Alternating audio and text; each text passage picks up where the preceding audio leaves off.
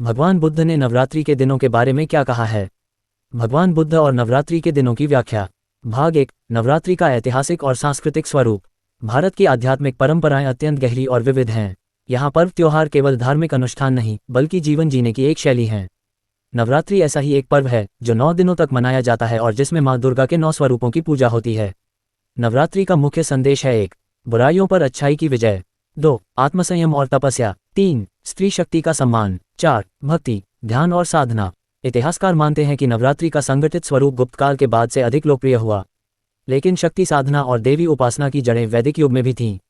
जब बुद्ध का आगमन हुआ 6ठी शताब्दी ईसा पूर्व, तब समाज में देव पूजन और यज्ञों का प्रचलन था। यही कारण है कि बुद्ध ने सीधे नवरात्रि का उल्लेख नहीं किया, परंतु जो भाव नवरात्रि में है वह बुद्ध की शिक्षाओं में अन्य रूप से मौजूद है। भाग 2। बुद्ध का जीवन और साधना की खोज। गौतम बुद्ध का जीवन स्वयं एक महान साधना का उदाहरण है। राजकुमार सिद्धार्थ ने विलास और भोग को त्याग दिया, कठोर तपस्या की, लेकिन उन्होंने देखा कि केवल कष्ट देने से आत्मज्ञान नहीं मिलता।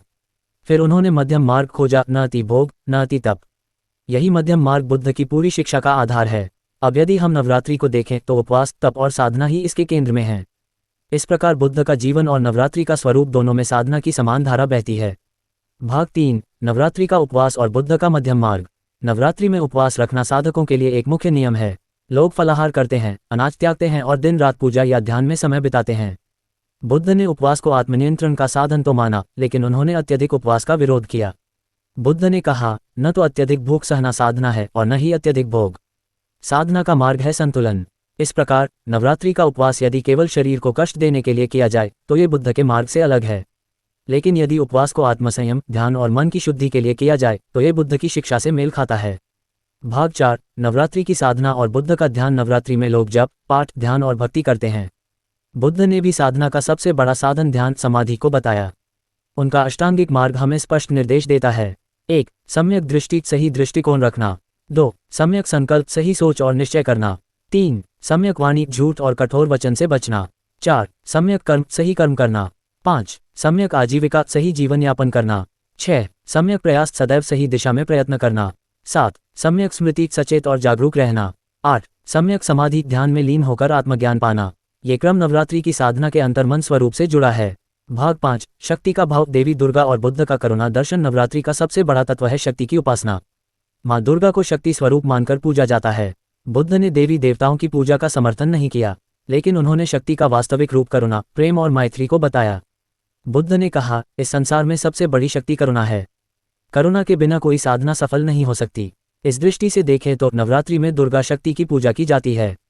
बुद्ध हमें आंतरिक करुणा शक्ति की ओर प्रेरित करते हैं। दोनों ही शक्ति हमें बुराइयों से लड़ने की सामर्थ्य देती हैं।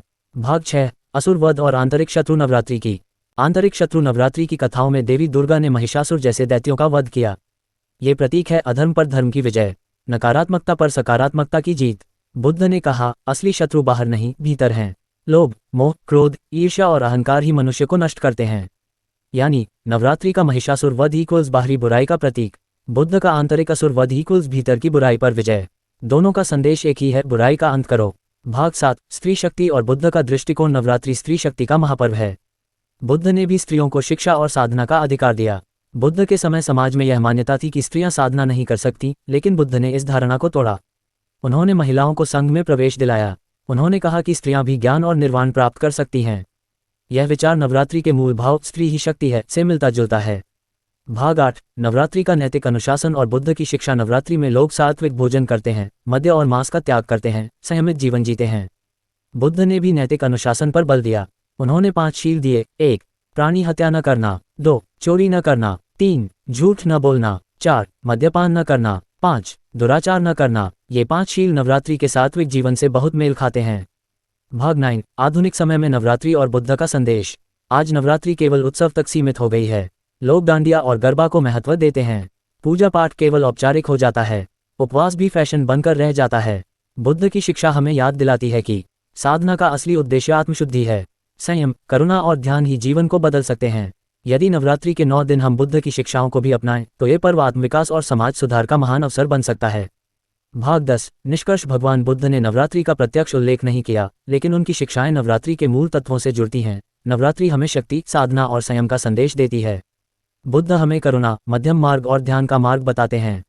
नवरात्रि के असुर वध और बुद्ध के आंतरिक असुर वध दोनों एक ही सत्य की ओर इशारा करते हैं। इस प्रकार कहा जा सकता है कि यदि नवरात्रि को केवल धार्मिक पर्व न मानकर आत्मसंयम और साधना का अवसर माना जाए तो ये बुद्ध की शिक्षाओं के अनुरूप बन जाता है। भगवान बुद्ध और नवरात्रि, एक तुलनात्मक व्याख्या।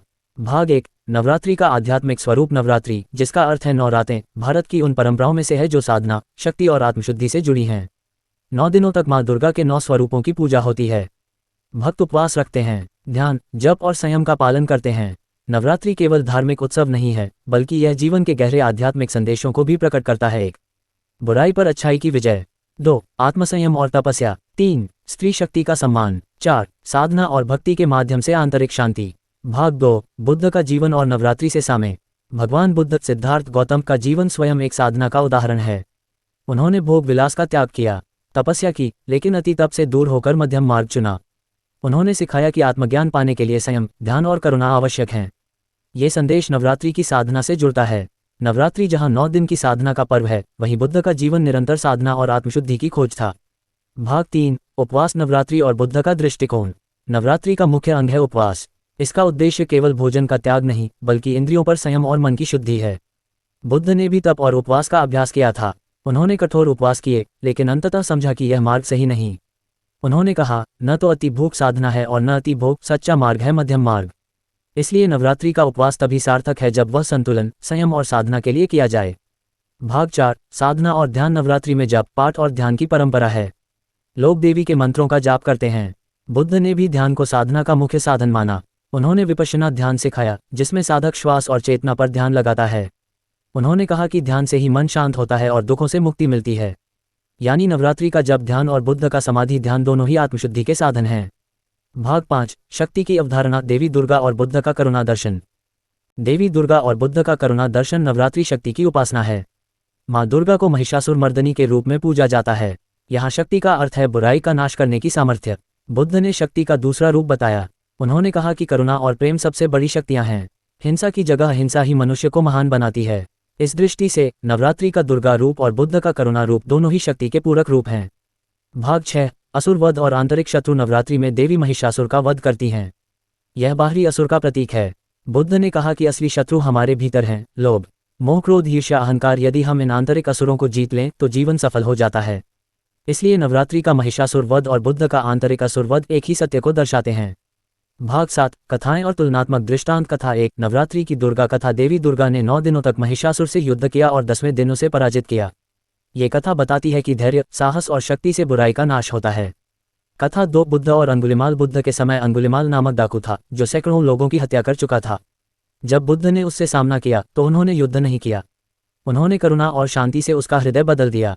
अंगुलिमाल सन्यासी बन गया। ये कथा दिखाती है कि जहां नवरात्रि असुर को शक्ति से हराने की बात करती है, वहीं बुद्ध करुणा से असुर को जीतने का मार्ग दिखाते हैं। भाग 8। स्त्री शक्ति और बुद्ध का दृष्टिकोण। नवरात्रि स्त्री शक्ति का पर्व है। बुद्ध ने भी स्त्रियों को संघ में प्रवेश की अनुमति दी। महाप्रजापति गौतमी पहली भिक्षुणी बनी। बुद्ध ने कहा कि स्त्रियां भी ज्ञान और निर्वाण प्राप्त कर सकती हैं। ये दृष्टिकोण नवरात्रि के संदेश से मेल खाता है कि स्त्री ही शक्ति का वास्तविक रूप है। भाग 9। नैतिक अनुशासन। नवरात्रि के दौरान लोग सात्विक भोजन करते हैं, बुराइयों से बचते हैं और संयमित जीवन जीते हैं। बुद्ध ने 5 शील दिए जो नवरात्रि के अनुशासन से मेल खाते हैं। 1. प्राणी हत्या न करना। 2. चोरी न करना। 3. झूठ न बोलना। 4. मद्यपान न करना। 5. दुराचार न करना। इस प्रकार दोनों ही परंपराएं नैतिक और शुद्ध जीवन पर बल देती हैं। भाग 10। आधुनिक समय में नवरात्रि और बुद्ध का संदेश। आज नवरात्रि कई बार केवल उत्सव तक सीमित रह जाती है। उपवास फैशन बन जाते हैं। पूजा दिखावे के लिए होती है। डांडिया और गरबा मनोरंजन तक सीमित हो जाते हैं।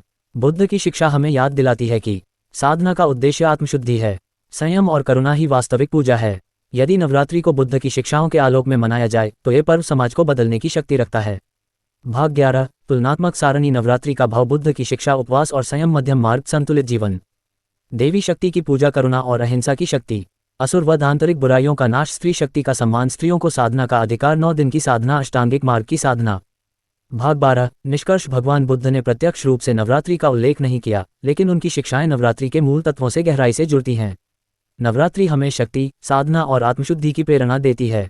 बुद्ध हमें करुणा, ध्यान और मध्यम मार्ग की शिक्षा देते हैं। नवरात्रि का असुर वध और बुद्ध का आंतरिक असुर वध दोनों का लक्ष्य एक ही है। इसलिए नवरात्रि को यदि केवल धार्मिक अनुष्ठान न मानकर आत्मशुद्धि और संयम का अवसर माना जाए तो ये बुद्ध की शिक्षाओं के अनुरूप बन जाता है। चेरी ब्लॉसम भगवान बुद्ध और नवरात्रि, संयम, साधना और शक्ति की एक व्याख्या। चेरी ब्लॉसम प्रस्तावना भारत की आध्यात्मिक संस्कृति पर्वों और परंपराओं से समृद्ध है।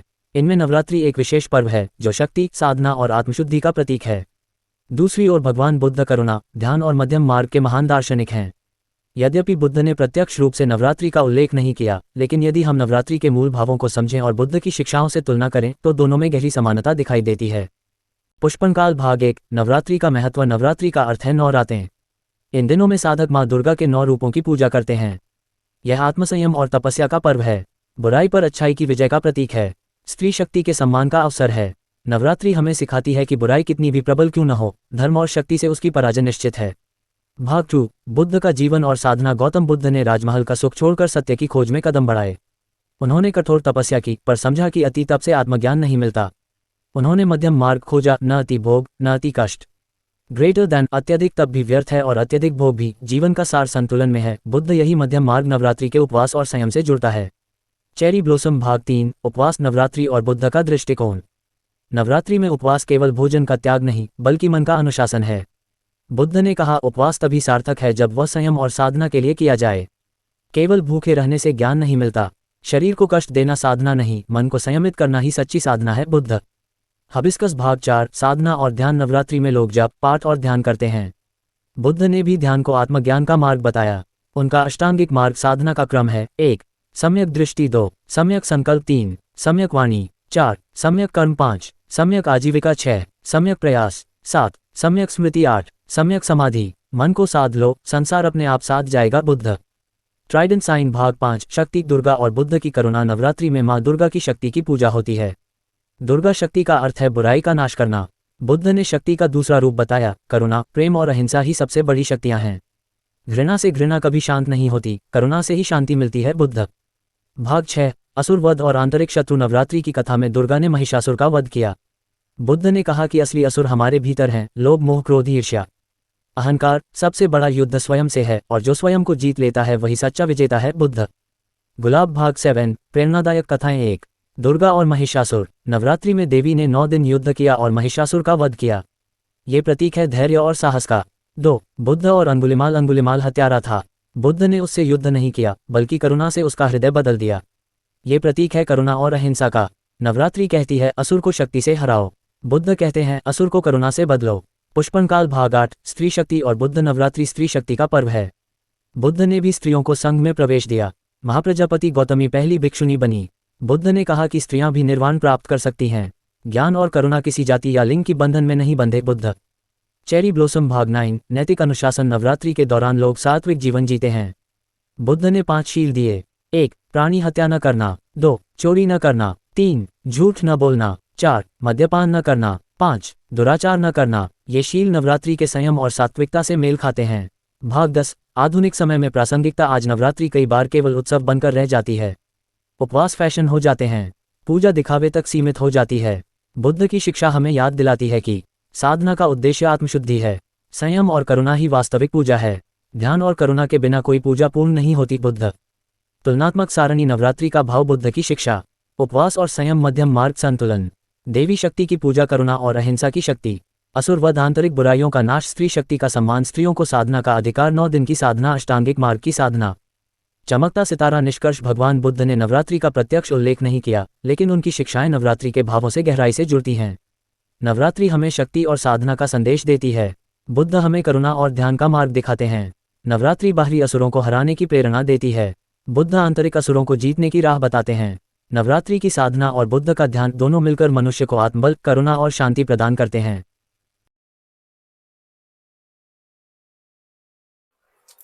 नमस्कार।